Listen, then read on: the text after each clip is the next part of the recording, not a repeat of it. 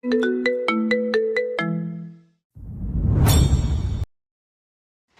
হলো মিসেস চৌধুরী? সামান্য ঠোঁটের স্পর্শ সহ্য করতে গিয়েই অমন হিমশিম খাচ্ছেন। আবার এই আমিটাকে নাকি ভালোবাসেন। শুনি, যদি এই পুরুষটাকে সহ্য করার বিন্দুমাত্র ক্ষমতাই আপনার না থাকে, তবে ওই সারাদিন ভালোবাসি, ভালোবাসি বলে কেন চিল্লান, হ্যাঁ? উজান চৌধুরী যদি একবার নিজের পুরো ভর আপনার উপর ছেড়ে দেয়, তবে তা সামলানোর ক্ষমতা আগে নিজের মধ্যে তৈরি করুন, বুঝলেন? মোহ ফ্যালফ্যাল করে উজানের মুখের দিকে তাকিয়ে রইল। উজান এবার তাকে আর বেশি না ঘাবড়ে দিয়ে আলতো করে নিজের চওড়া বুকের সাথে আষ্টে পিষ্টে জড়িয়ে শান্তভাবে চোখ বুজে নিল। এতক্ষণে মোয়ের বুকের ধুকপুকুনি একটু কমলো। সে খানিকটা স্বাভাবিক হলো। কিছুক্ষণের মধ্যে চারপাশ শান্ত হয়ে এলে মো ভাবলো উজান বুঝি ঘুমিয়ে পড়েছে। সে সুযোগ বুঝে পরম মায়ায় উজানের ধারালো থুতনিতে নিজের ঠোঁট দিয়ে আলতো করে একটা ছোঁয়া দিল। আর ঠিক তখনই উজানের সে ভারী ও গম্ভীর কণ্ঠস্বর অন্ধকার কক্ষে ভেসে এলো। সাবধান মিসেস চৌধুরী, রাত বেরাতে বরের সাথে এমন চুরি করে দুষ্টুমি করা কিন্তু উজান চৌধুরী একদম মেনে নেবে না। উল্টো কোনো মুহূর্তে যে আপনারই বড় বিপদ হয়ে যাবে, বুঝতেই পারবেন না। কথাটা শোনা মাত্রই মো লজ্জায় লাল হয়ে খপ করে উজানের শার্টের বুকটা আঁকড়ে ধরে মুখ লুকালো। মনে মনে ভাবলো, এই মানুষটা কিভাবে যে না ঘুমিয়েও ঘুমানোর ভান ধরে মানুষকে এভাবে ঠকাতে পারে, সে কিছুতেই ভেবে পায় না। এভাবেই মনের ভেতর একরাশ মিষ্টি অনুভূতির দোলাচল নিয়ে দুজনে দুজনকে জড়িয়ে ধরে নিশুতি রাতে ঘুমের দেশে তলিয়ে গেল। উন্মুক্ত গায়ে বিছানার সাথে লেপ্টে শুয়েছিল উজান। মাত্র ঘুম ভাঙা অবস্থায় অবচেতন মনে এসে পাশে হাত বাড়ালো, কিন্তু পর মুহূর্তে এক ঝটকায় লাফিয়ে উঠল সে। পাশে মৌ নেই।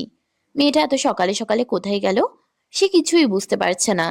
জানালার বাইরে তাকিয়ে দেখলো বাইরে এখন অনেকটা বেলা হয়েছে। তড়িঘড়ি করে টেবিল থেকে ফোনটা হাতে নিতে এসে চমকে উঠল। ঘড়িতে এখন সকাল 9:30 বাজে। অথচ আজ তার কলেজে অনেক আগে পৌঁছানোর কথা ছিল। সে দ্রুত বিছানা থেকে নামলো। বিদ্যুৎ গতিতে পুরো রুমে মৌকে না পেয়ে সে সোজা ড্রয়িং রুমে নেমে এলো। চোখ থেকে ঘুমের রেশ এখনো পুরোপুরি কাটেনি। তবে ঘুম থেকে উঠে মৌয়ের মিষ্টি মুখটা না দেখলে দিনটা তার ভীষণ খারাপ যায়। এটা এখন উজানের অলিখিত নিয়ম। কিন্তু এসে দেখলো ড্রয়িং রুমেও মৌ নেই। সে আবারও উপরে গিয়ে মেহেরের রুমে উকি দিল, কিন্তু সেখানেও কেউ নেই। এতে প্রচন্ড বিরক্ত ও ক্ষিপ্ত হলো উজান। এভাবে প্রায় পুরো বাসা খুঁজে ফেললো সে, কিন্তু কোথাও মৌয়ের দেখা নেই। অতঃপর মুড অফ করে সে কিচেনে ঢুকলো, যেখানে তার মা, চাচি আর ভাবি রান্না করছেন। রান্নার কাজ প্রায় শেষের দিকে। উজান সোজা তার ভাবি তুবার কাছে এগিয়ে গেল। তুবা উজানকে ওভাবে খালি গায়ে দেখে হালকা হাসলো। এই সাত সকালে ছেলেটা সবার সামনে খালি গায়ে হাঁটাহাঁটি করছে, অথচ এই উজান চৌধুরী কিনা কখনো শার্ট ছাড়া রুম থেকে এক পাও বাইরে রাখতো না। উজান একদম স্বাভাবিক গলায় প্রশ্ন করলো। ভাবি, আমার বউ কই গো? তুবা যেন আকাশ থেকে পড়লো। ছেলেটার এমন হুটহাট আচরণ তাকে বারবার অবাক করে। উজানের প্রশ্নের সরাসরি জবাব না দিয়ে তুবা মুচকি হাসতে হাসতে বলে, তার আগে বলো, তুমি এই সকাল সকাল খালি গায়ে এভাবে কেন হাঁটছো? সেটা তোমার যাকে গিয়ে জিজ্ঞেস করো। এখন বলো, আমার বউ কই? সকাল সকাল বউয়ের মিষ্টি মুখখানা না দেখলে উজান চৌধুরীর দিনটা মোটেও ভালো যায় না। তুবা আবারও হাসলো। উজানের মুখে এমন অকপট স্বীকারোক্তি শুনতে তার বেশ ভালোই লাগছে। তবে সে এখন যে উত্তরটা দেবে তা শুনে উজানের মোটেও ভালো লাগবে না। তুবা আলতো হেসে বলল, ভাইয়া, তোমার দিন মনে হয় আজ খারাপই যাবে। But why? তোমার বউ অনেক আগেই মেহেরের সাথে কলেজে চলে গিয়েছে। হোয়াট? আমার বউ, ইফাতের বউ, আই মিন মেহেরের সাথে কেন গেল? আমার কাছে থেকে একটা বার পারমিশন নেওয়ার প্রয়োজন মনে করলো না? অবাধ্য মেয়েটা দিন দিন অবাধ্য বেশি হয়ে যাচ্ছে। আম্মু, তুমি ওকে আটকাওনি কেন? তোমরা কি সবাই ভুলে গেছো যে ওই পিচ্চিটা শুধু উজান চৌধুরীর বউ? একদমে কথাগুলো বলে উজান থামলো। তার এই হুলস্থুল কাণ্ড দেখে বড় ভাই আরিয়ান ধীর পায়ে কিচেনে ঢুকলো। সে খানিকটা রাগান্বিত হওয়ার ভান করে বলল, এত এত রিয়েক্ট করছিস কেন ভাই? এমনিতেই তুই তো মৌকে বউ বলে বানিস না, তাহলে এত রিয়েক্ট করছিস কি জন্য? আম্মু, তোমার বড় ছেলেকে চুপ করতে বলো, নয়তো এবার কিন্তু খুব খারাপ হয়ে যাবে। এত বুদ্ধি কবে থেকে হলো তোমার ভাইয়া? বিয়ে করে বউ ঘরে তুলেছি, তার সাথে কিছু মিছু না করলে তোমায় বাবাই বলে ডাকবে কে শুনি? শোনো, জাস্ট তোমাকে ওই ডাকটা শোনানোর জন্যই যা করার করব। এর থেকে বেশি কিছু ভাবার দরকার নেই। উজান চৌধুরী এত নির্লজ্জ নয়। বউ মানি না, তার সাথে আবার মাখামাখি করব? আমি ফুলের মতো পবিত্র। কথাটা বলে উজান নিজের মুখ ভেঙিয়ে গটগট করে ওখান থেকে চলে গেল। পেছনে সবাই শব্দ করে হাসতে লাগলো। মৌ, তুমি শিওর তো? তোমাকে পরীক্ষার সব প্রশ্ন আগেভাগে এনে দিলে তুমি উজানকে আমার হাতে ছেড়ে দেবে? শিরিনের মুখে কথাটা শুনে মৌ খুশিতে একদম উৎফুল্ল হয়ে উঠল। সে চট করে শিরিনের কাঁধে হাত রেখে একগাল হাসলো। তারপর এদিক ওদিক তাকিয়ে নিভু নিভু দৃষ্টিতে ফিসফিস করে বলল, শিওর মানে 100% শিওর ডাইনি? আই মিন, সরি ম্যাম, আপনি যদি আমাকে পরীক্ষার সব প্রশ্ন এনে দিতে পারেন তবে আপনি প্রফেসর সাহেবকে আপনার কাছে বন্ধক রাখবো আমি, সত্যি। হোয়াট? বন্দুক? বন্দুক মানে কি? আরে ম্যাম, আপনাকে এত কিছু জানতে হবে না, আপনি জাস্ট উজান স্যারকে নিজের করে পাওয়ার কথা ভাবুন আর আমাকে ঝটপট প্রশ্নগুলো এনে দিন, ব্যাস। কিন্তু তুমি যে দুদিন পর আবার উজানকে আমার কাছ থেকে কেড়ে নেবে না, তার কি প্রমাণ আছে? শিরিন একটু সন্দেহের সুরে জিজ্ঞেস করলো। মৌ এবার কপালে হাত দিয়ে আক্ষেপে সুরে বলে, আমার দাদি ঠিকই বলে, এই যুগে সত্যি কথার কোনো ভাত নাই। আচ্ছা বলুন, এর জন্য আমার কোথায় সাইন করতে হবে? তাসফিয়া মৌ কখনো মুখের কথার খেলাপ করে না, বুঝলেন? ওকে টান, তোমায় আমি বিশ্বাস করলাম। তাহলে আজ থেকে উজান শুধু আমার, রাইট? রাক্ষসী বলে কি, তিন কবুল বলে জামাই বানালাম আমি, আর এ ডাইনি বলছে আজ থেকে উজান চৌধুরী নাকি ওনার। শখ কত! আমার দুলহার দিকে তাকালে তোর চোখ আমি টেনে উপড়ে ফেলবো একদম। মনে মনে কথাগুলো বিড়বিড় করে বললেও মুখে এক কৃত্রিম হাসি ফুটিয়ে রাখলো মৌ। তার এই হাসি দেখে শিরিন ভ্রুকুচকে জিজ্ঞেস করে, কিছু বললে মৌ? না না ম্যাম, কিছু বলিনি তো। মৌ জিভ কেটে কাচুমাচু হাসলো। ঠিক তখনই ওজান গটগট করে হেঁটে তাদের সামনে এসে দাঁড়ালো। সে মৌয়ের দিকে চরম তীক্ষ্ণ ও সন্দেহী দৃষ্টিতে তাকিয়ে রইল কিছু সময়, কিন্তু মৌ সেসবে বিন্দুমাত্র পাত্তা দিল না। বরং সে আচমকা উজানের হাতটা টেনে নিয়ে শটান শিরিনের হাতের উপর গুজে দিল। বউয়ের এমন অদ্ভুত কাণ্ডে উজান পুরোপুরি ভ্যাগবাচ্ছাকা খেয়ে গেল। যেখানে অন্য কোনো নারীর ছায়াও উজানের উপর পড়লে মৌ সহ্য করতে পারে না, সেখানে আজ সে স্বয়ং উজানকে শিরিনের হাতে তুলে দিচ্ছে। পুরো ব্যাপারটা উজানের মাথার উপর দিয়ে গেল। সে চরম রাগান্বিত চোখে তাকিয়ে কড়া গলায় আওড়ালো, মিসেস চৌধুরী, আপনি কিন্তু নিজের লিমিট ক্রস করছেন। এই ডাইনি, সরি সরি সরি ম্যাম, আমার দুলহাজানকে আপনার কাছে গচ্ছিত রেখে গেলাম। মনে রাখবেন, আমাদের মধ্যে যা ডিল হয়েছে সেসব যেন তৃতীয় কোনো ব্যক্তি না জানে। আমি তাহলে এবার আসি। ঠিক আছে মৌ, থ্যাঙ্কস আ লট, তুমি অনেক ভালো। মৌ মুচকি হেসে খানিকটা দূরে চলে গেল, কিন্তু কি ভেবে যেন আবার দৌড়ে ফিরে এলো। তারপর শিরিনের হাতে একটা ডেরি মিল্ক চকলেট গুজে দিয়ে মিষ্টি করে হাসলো। যতদিন না আমার সব পরীক্ষা শেষ হচ্ছে ততদিন রোজ আপনাকে আমি একটা করে চকলেট দেব, আর আমার দুলহাজানকে একটু দেখে রাখবেন, কেমন? বাই ডাইনি। কথাটি শেষ করেই মৌ এক দৌড়ে সেখান থেকে হাওয়া হয়ে গেল। যাওয়ার সময় সে এক পলকের জন্য পেছনের দিকে ফিরে তাকালো না। আর ওদিকে উজান রাগে আর বিস্ময়ে স্তম্ভিত হয়ে দাঁড়িয়ে রইল। কথাটা শেষ করেই মৌ এক দৌড়ে সেখান থেকে হাওয়া হয়ে গেল।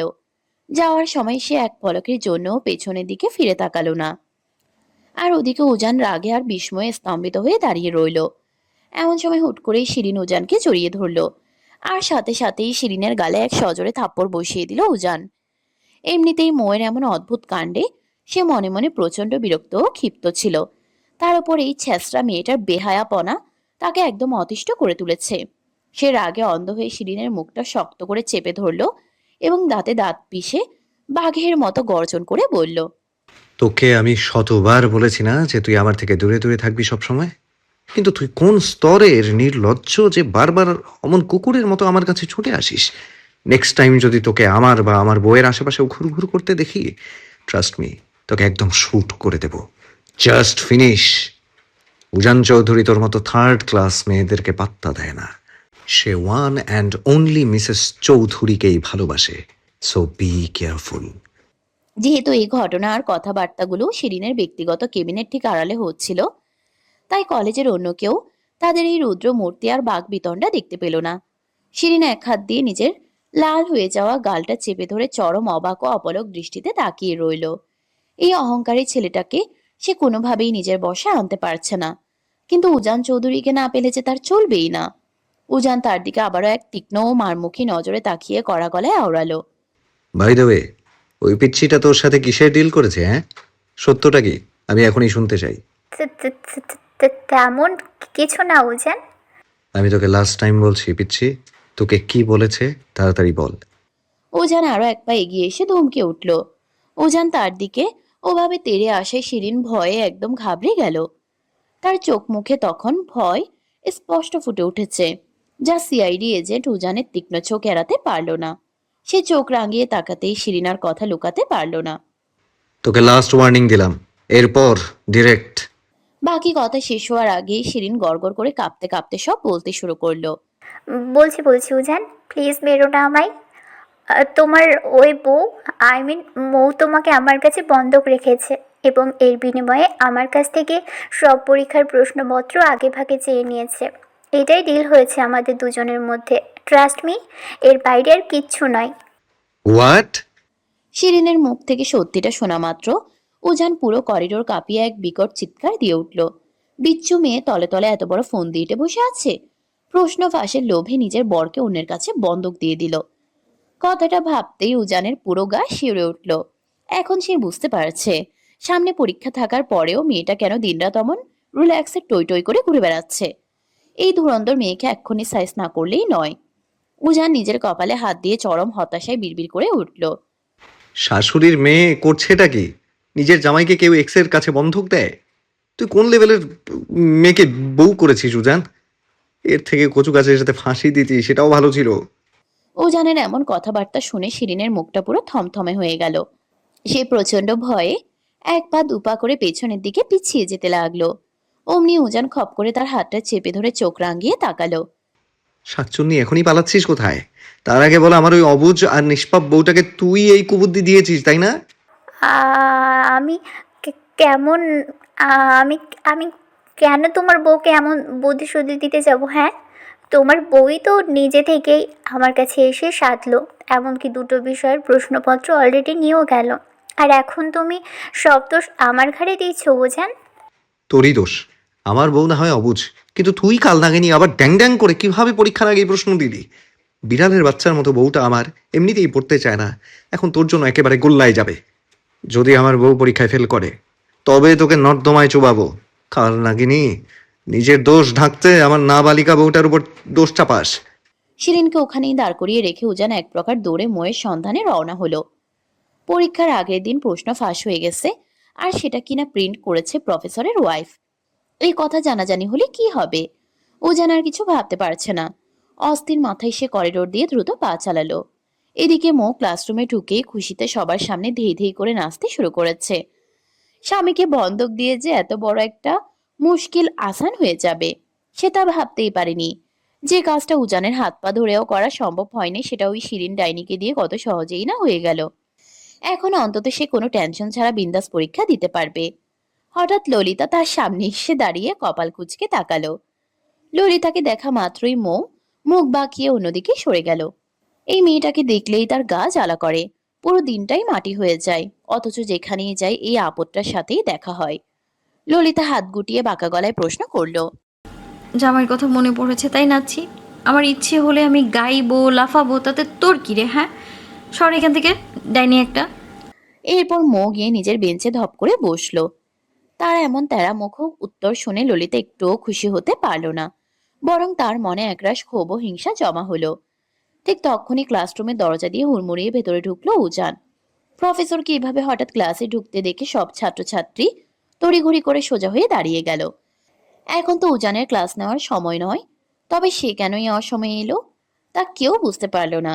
উজান কোনো দিকে না তাকিয়ে সোজা মোয়ের বেঞ্চের সামনে গিয়ে দেওয়ালের মতো শক্ত হয়ে দাঁড়িয়ে রইল। পেছন থেকে ললিতা আমতা আমতা করে প্রশ্ন করলো। উজান ললিতার দিকে এক পলকও না তাকিয়ে চরম বিরক্তিকর কণ্ঠে বলল, নো, সিট ডাউন। আর Mrs Tasfia Mou, please come to my cabin. উজানের গম্ভীর কণ্ঠের আদেশ শুনে মৌ মোটেও ভয় পেল না, বরং সে উজানের দিকে তাকিয়ে একদম 32টা দাঁত কেলিয়ে হাসলো। পুরো ব্যাপারটা বুঝতে না পারলেও সে খানিকটা আন্দাজ করতে পারছে যে উজান কেন এখন হন্যি হয়ে এখানে ছুটে এসেছে।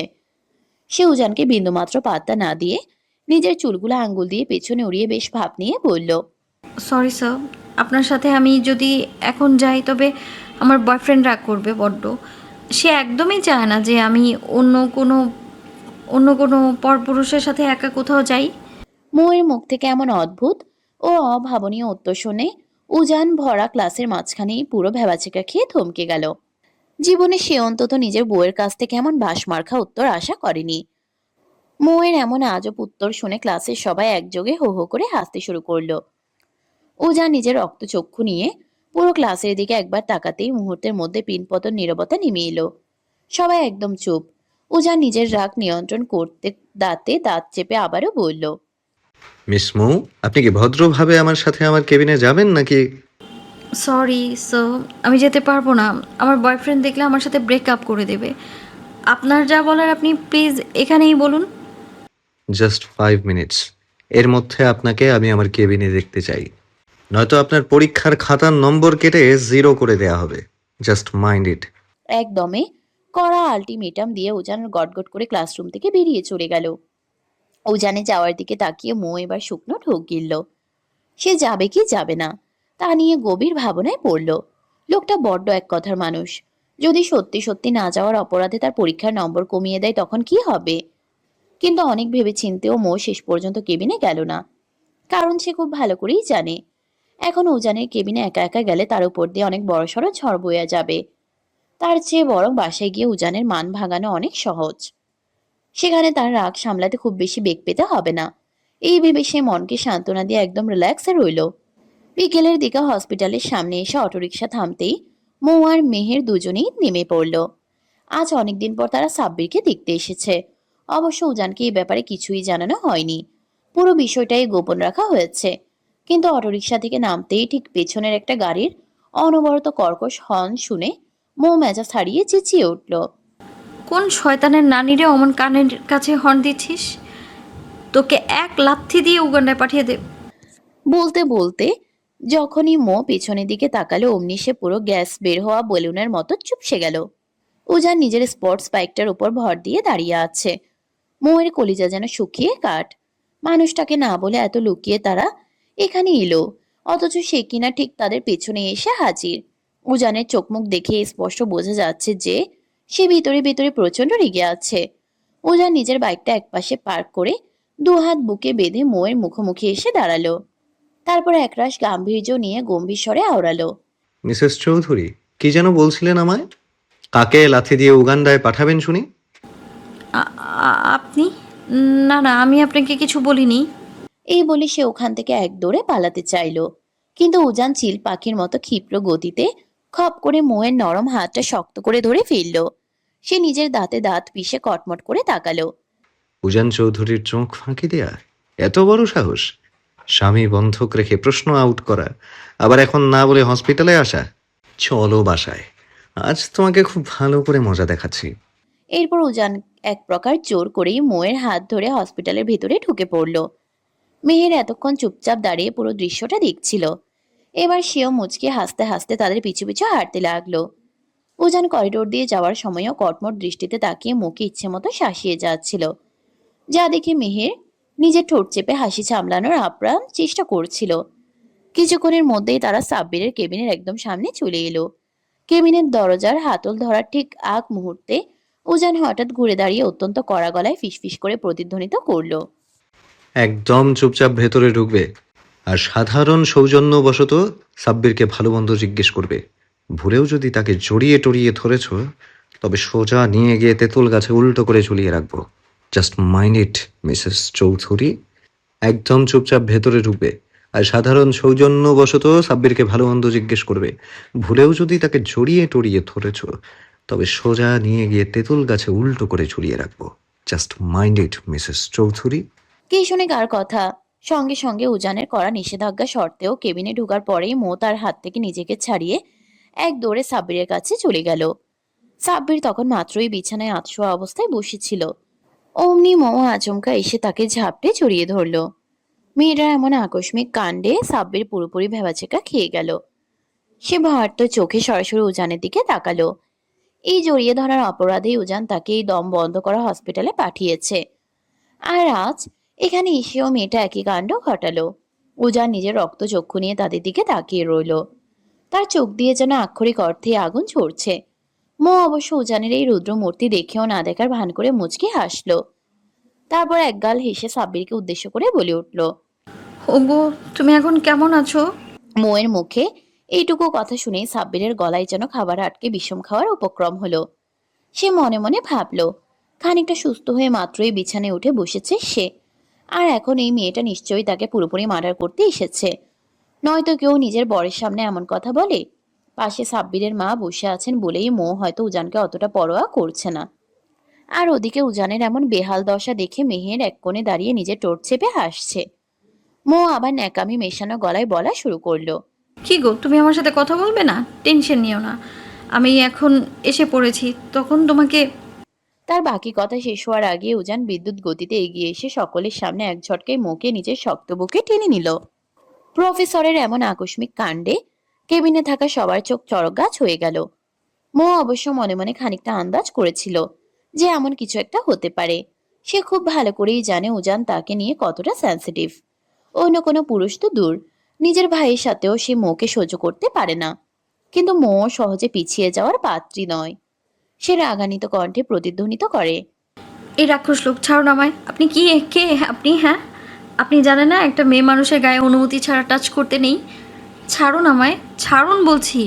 ততক্ষণে উজানের ধৈর্যের বাঁধ ভেঙে গেছে। সে আর কোনো কথা না বাড়িয়ে এক ঝটকায় মোকে নিজের চড়া কাঁধে তুলে নিল। যেভাবে ঝড়ের গতিতে সে কেবিনে এসেছিল ঠিক সেভাবেই ওখান থেকে বেরিয়ে যেতে যেতে কড়া গলায় আওড়ালো। শাশুড়ির মেয়ের দেখছি দিন দিন সাহস বড্ড বেড়ে যাচ্ছে, তাই না? জাস্ট ওয়েট, বাসায় চলো আজকে। বাসায় গিয়ে খুব ভালো করে দেখাচ্ছি এই সাহস কোথায় গিয়ে থাকে। মৌ উজানকে নামানোর জন্য তার পিঠে এলোপাথারি থাপ্পড় মারতে লাগলো। নিজের বড় বড় নখ দিয়ে খামচে ধরলো, তবুও উজান তাকে এক চুলো ছাড়লো না। হসপিটালের করিডোরে থাকা সাধারণ মানুষ ও স্টাফরা হা করে তাদের এই কাণ্ড দেখছিল। ঠিক তখনই পরিস্থিতি বেগতিক দেখে মৌ চিৎকার করে উঠল। কেউ বাঁচান আমায়, আমায় এই খাটাস লোকটা কিডন্যাপ করে নিয়ে যাচ্ছে। Help me please, please help me. মৌয়ের চিৎকার শুনে হসপিটালের দুজন লোক এগিয়ে এসে হুট করে উজানের সামনে পথ আটকে দাঁড়ালো। উজান এতে প্রচন্ড বিরক্ত ও ক্ষিপ্ত হলো। সে নিজের দাঁতে দাঁত পিষে কটমট করে বলল। আমি কোনো কিডন্যাপার নই, এটা আমার 3 কবুল বলে বিয়ে করা নিজের বৈধ বউ। সে প্রচন্ড পাজি আর তেরামুখ হয়েছে, তাই ওকে আজ একটু শিক্ষা দিতে নিয়ে যাচ্ছি। আর এখন যদি কেউ আমার পথ আটকানোর চেষ্টা করেন, তবে তার কপালে শনি। উজানের চওড়া শরীরের চাহনি দেখে বাকি কথা শেষ হওয়ার আগে লোক দুজন চট করে পথ ছেড়ে সরে গেল। এরপর উজানোর আগে ফুঁসতে ফুঁসতে গটগট করে হসপিটাল থেকে বেরিয়ে গেল। এদিকে তারা চলে যেতেই সাব্বির একটা দীর্ঘশ্বাস ফেলল। যাক, একটা বড় সড় টর্নেডো তার উপর দিয়ে চলে যায়নি ভেবে সে একটু স্বস্তি নিঃশ্বাস ফেলল। ওদিকে মেহের এতক্ষণ নিজের পেটে হাত দিয়ে হাসি চেপে রেখেছিল, কিন্তু উজানরা চলে যেতেই সে এবার খিলখিল করে শব্দ করে হেসে উঠল। তাকে ওভাবে হাসতে দেখে সাব্বির ধমক দিয়ে উঠল, আর সাথে সাথেই মেহেরের হাসি উধাও হয়ে গেল। সে চুপ মেরে গেল। মেহের ভ্রু কুঁচকে জিজ্ঞেস করলো। ভাইয়া ওভাবে ধমক দিলে কেন? এখন কি আমি একটু হাসতেও পারবো না? বোন রে, তুই বুঝতে পারছিস না সামনে আমাদের জন্য কি ভয়ঙ্কর বিপদ অপেক্ষা করছে। রোহন ভাইয়া আজই বিদেশ থেকে দেশে ফিরেছেন। এবার তুই একটু ভেবে দেখ, যদি ভাইয়া কোনোভাবে জানতে পারে যে ওনার আদরের ফুলের বিয়ে হয়ে গিয়েছে, তখন কি অবস্থাটা হবে? হোয়াট? তোমাকে কে বললো বড় ভাই আজ আসছেন?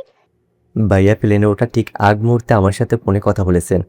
আমি এখন এটাই ভাবছি যে কি হবে। আমরা তো ভাইয়ার কথা বিন্দুমাত্র না ভেবেই ওনার ফুলকে তার নিজের ভালোবাসার মানুষের হাতে তুলে দিলাম। কিন্তু এখন ভাইয়া এসে যখন সব জানবেন, তখন কি হবে? আমিও কিছু বুঝতে পারছি না ভাইয়া, তবে এবার মনে হচ্ছে সত্যি খারাপ কিছু একটা হতে চলেছে। প্রায় ঘন্টা খানেকের পর উজান মৌকে নিয়ে এসে বাসার সামনে নিজের বাইকটা থামালো।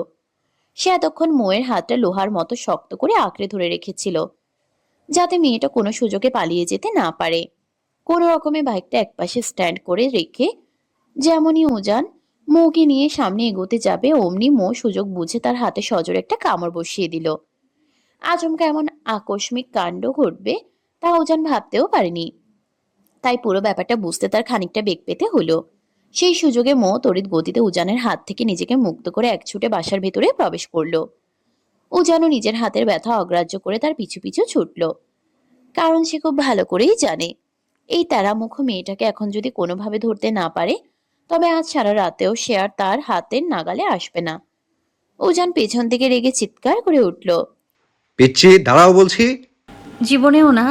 মৌ পেছনের দিকে এক পলক তাকিয়েই গতি আরো বাড়িয়ে দিল। মৌ দৌড়ে গিয়ে ড্রয়িং রুমে ঢুকলো। সোফা টেবিলকে আড়াল করে সে এদিক ওদিক ছুটতে লাগলো। ও যেন নাছর বন্দার মতো তার পিছু পিছু তাড়া করলো। অবশেষে মৌ নিজের প্রাণ বাঁচাতে দোতলার নিজের রুমের দিকে দৌড়ে গেল, কিন্তু দরজাটা তড়িঘড়ি করে বন্ধ করার আগেই উজান ঝড়ের গতিতে রুমের ভিতরে প্রবেশ করলো। রুমে ঢুকে উজান খটাস করে দরজাটা ভেতর থেকে লক করে দিল। সে রুমের এসিটা ফুল পাওয়ারে অন করে দিয়ে নিজের শার্টের উপরে দুটো বোতাম আলগা করতে করতে ধীর পায়ে মোয়ের দিকে এগিয়ে যেতে লাগলো। উজানকে ওভাবে এগিয়ে আসতে দেখে মৌ ভয় একদম সিটিয়ে গেল। লোকে বলে মানুষ নাকি নিজের বিপদ থেকে নিজেকে উদ্ধার করে, আর মৌ যেন নিজের বিপদ নিজেই ডেকে আনে। সে ভয়ে কাঁপতে কাঁপতে ধীরে ধীরে পেছনের দিকে পিছিয়ে যাচ্ছে। এক সময় দেয়ালের সাথে তার পিঠ ঠেকে গেল, আর পালানোর কোনো পথ নেই। তা দেখে মৌ শুকনো একটা ঢোক গিলল। সে কাঁপা কাঁপা কণ্ঠে উজানের দিকে তাকিয়ে বলে উঠল, আ- আপনি আমার কাছে একদম আসবেন না, কিন্তু বলে দিলাম। উজান কোনো কথা না বলে ঝড়ের বেগে এগিয়ে এসে মৌয়ের দুহাত দেয়ালের সাথে চেপে ধরল। মৌ একরাশ ভয়ার্ত দৃষ্টিতে তার দিকে তাকিয়ে রইল। লোকটা যতই তার সাথে ঘনিষ্ঠতা বাড়াচ্ছে, ততই মৌয়ের বুক ধকধক শুরু করছে। তার হৃৎপিণ্ড যেন বিদ্যুৎ গতিতে লাফাচ্ছে। মনে হচ্ছে এই বুঝি কোটর থেকে বেরিয়ে আসবে। উজান এক মুহূর্তও দেরি করল না। পর মুহূর্তেই সে মৌয়ের গলার ভাঁজে নিজের মুখ ডুবালো। উজানের সেই তপ্ত পুরুষালী ছোঁয়ায় অস্বাভাবিকভাবে কেঁপে উঠল মৌ। উজান তার এক হাত দিয়ে মৌয়ের কোমর শক্ত করে আঁকড়ে ধরেছে এবং অন্য হাত দিয়ে তার দুই হাত বন্দি করে রেখেছে। মৌ আপ্রাণ চেষ্টা করছে নিজেকে তার বাহুবন্ধন থেকে ছাড়ানোর, কিন্তু প্রতিবারই তার চেষ্টা বৃথা হচ্ছে। একজন পূর্ণবয়স্ক পুরুষের শক্তির কাছে সে নিতান্তই এক অবলা বালিকা। হঠাৎই উজান তার গলার নরম চামড়ায় আলতো করে নিজের ওষ্ঠাধর ছোঁয়ালো। সাথে সাথে এক তীব্র শিহরণে চোখ বুঝে নিল মৌ। ঠিক তখনই তার কানের কাছে উজানের সেই ভারী ও মাদকতাময় কণ্ঠস্বর ভেসে এলো। মিসেস চৌধুরী যখন আমাকে এতটাই ভয় পান, তাহলে আমার সাথে এত তেরামি কেন করেন শুনি? নাকি এই উজান চৌধুরীকে নিজের কাছে পাওয়ার জন্য এমন নিত্য নতুন ফোন দিয়ে আঁকেন? উজান চৌধুরী যখন নিজের স্বরূপে ফেরে, তখন তাকে সামলানোর ক্ষমতা কি আপনার এই ছোট্ট শরীরের আছে? দূরে যান প্লিজ। হুম, আপনি নিজেই তো বারবার নানা রকম কাণ্ড করে আমাকে আপনার কাছে ডাকেন, তাহলে এখন দূরে যাব কেন শুনি? আপনি তো নিজেই চাচ্ছেন আমাতে মিশে যেতে, আমাতেই পরিপূর্ণ হতে, তবু মুখে কেন এত উল্টো আচরণ করছেন? শাশুড়ি আম্মা। মৌয়ের এই গগন বিদারী চিৎকারে উজান বিন্দুমাত্র বিচলিত হলো না, বরং তার ঠোঁটের কোণে এক তৃপ্তির হাসি ফুটে উঠল। সে এবার সোজা মৌয়ের ওষ্ঠা ধরে গভীর ও নিবিড় ভাবে নিজের ঠোঁট ছুঁয়ে দিল। তারপর পরম আদুরে ও ব্যাকুল স্বরে আওড়ালো, একটু ভালোবাসা দেবেন আমায় মিসেস চৌধুরী, বেশি না, একদম অল্প দিলেই চলবে। এই উজান চৌধুরী যে আপনার সামনে এলে নিজেকে ঠিক রাখতে পারছে না। আচ্ছা, আপনার মাঝে কি এমন নেশা আছে বলুন তো? কেন আপনি এমন করেন আমার সাথে? আপনাকে ছেড়ে আমি এক মুহূর্ত দূরে থাকতে পারছি না, বারবার আপনাতেই আসক্ত হচ্ছে। নাকি এইসব আপনার কোনো পাতা ফাঁদ? আমাকে এভাবে নিজের মায়ায় সিরিয়াস করে বউয়ের অধিকার আদায় করতে চাচ্ছেন? আমি শাশুড়ি আমার কাছে যাব। আমি এত জরুরি কথা বলছি আর আপনি অন্য প্রসঙ্গে গিয়ে ডিস্টার্ব করছেন। উজান তার নাকে নাক ঘষে মৌ নিভু নিভু দৃষ্টিতে তাকিয়ে উজানের কাণ্ড দেখছে। উজান ঠোঁট বাঁকিয়ে হাসলো এবং বলতে লাগলো, আপনার শাশুড়ি এখন তার প্রাণ প্রিয় স্বামীকে টাইম দিচ্ছেন, আপনি কি সেখানে গিয়ে হাড় কিপটে হাড্ডি হতে চান? তার আগে বলুন, আমি অত করে বারণ করার পরেও কেন আপনি হসপিটালে গিয়ে ওই সাব্বিরকে জড়িয়ে ধরলেন? আপনি কি আমার কোনো কথাই না শোনার পণ করেছেন? আমি যা বলবো তার বিপরীতটা না করলে কি আপনার চলবেই না? আপনি কি জানেন, শিরিন কিন্তু আপনার মতো এতটা অবাধ্য ছিল না। ওকে আমি যা বলতামও সেটাই করতো, ইভেন এখনো করে। আপনি ঠিক কি চান বলুন তো? আপনি কি চান না আমি সবাইকে ছেড়ে? আমি বাধ্য মেয়ে হলে আপনি আমায় ভালোবাসবেন প্রফেসর সাহেব? উজানের কথা শেষ হওয়ার আগেই মৌ হঠাৎ চোখ মেলে সরাসরি তার চোখের দিকে তাকিয়ে প্রশ্নটা করলো। মৌয়ের এমন আকস্মিক প্রশ্নে উজান স্তব্ধ হয়ে গেল। মৌ একরাশ প্রত্যাশা আর ভালোবাসা নিয়ে আবারও বলে, তাহলে কি আপনি আমাকে আপনার সতী সতী বউ বলে মেনে নেবেন? আরিয়ান ভাইয়া তার বউকে যতটা ভালোবাসা দেয়, আপনিও কি আমায় ততটা দেবেন? ট্রাস্ট মি, আপনি যদি আমায় সত্যিই ভালোবাসেন, তাহলে আমি আপনার পৃথিবীর সবচেয়ে বাধ্য বউ হব।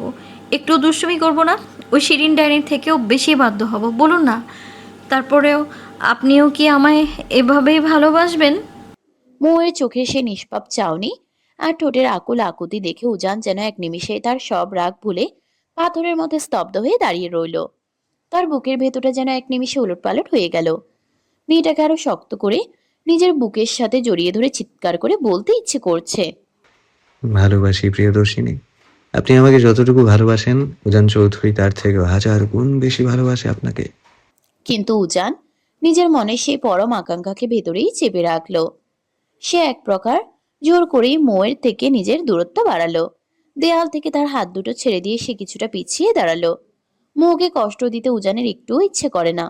মেয়েটার চোখে জল দেখলে তার নিজের কলিজা ছিঁড়ে যায়। তবে আজ যদি সে নিজের মনের দুর্বলতা বা ভালোবাসার সত্যিটা মোয়ের সামনে প্রকাশ করে দেয়, তবে আবেগের চোটে মেয়েটার ভবিষ্যৎ একেবারে নষ্ট হয়ে যাবে। কয়েক মাস সামনেই তার ফাইনাল পরীক্ষা। আর এই সময়ে উজান চায় না মো পড়াশোনা বাদ দিয়ে এসব ভালোবাসার চক্করে মোহগ্রস্ত হয়ে থাকুক। অন্তত উজান চৌধুরী কখনোই নিজের ভালোবাসার মানুষের ভবিষ্যৎ নষ্ট হতে দিতে চায় না। দেখেন প্রফেসর সাহেব, একদম আমার উপর মিথ্যে অ্যালিগেশন দেবেন না, বলে দিলাম। আমি কত লিলিপুট বাচ্চা একটা মেয়ে, আর আপনি আমাকে বলছেন আমি নাকি প্রশ্ন আউট করেছি। তাও আবার আমার নিজের জানাই টুকরো স্বামীর জানকে বন্ধক দিয়ে। সিরিয়াসলি, কোন না কোনো ডাইনি আপনাকে কি বোঝালো আর আপনি অমনি চোখ বুঝে সেটা বিশ্বাস করে নিলেন? এই জন্যই আমার দাদি বলতো স্বামী মানেই আসামি। এরা জাতগতভাবেই খারাপ। কুত্তার লেজ যেমন কোনোদিন সোজা হয় না, এরাও তেমন। এদের কপালে যতই ভালোবাসা ঢেলে দেয়া হোক না কেন, এদের নজর সবসময় অন্যের বউয়ের দিকেই থাকে। কার না কার ডাইনি বউ আপনাকে আমার নামে কুবুদ্ধি দিয়েছে, আর তার জন্য আপনি এখন ঘরে এসে আমাকে খারাপ বলছেন। নষ্ট পুরুষ একটা।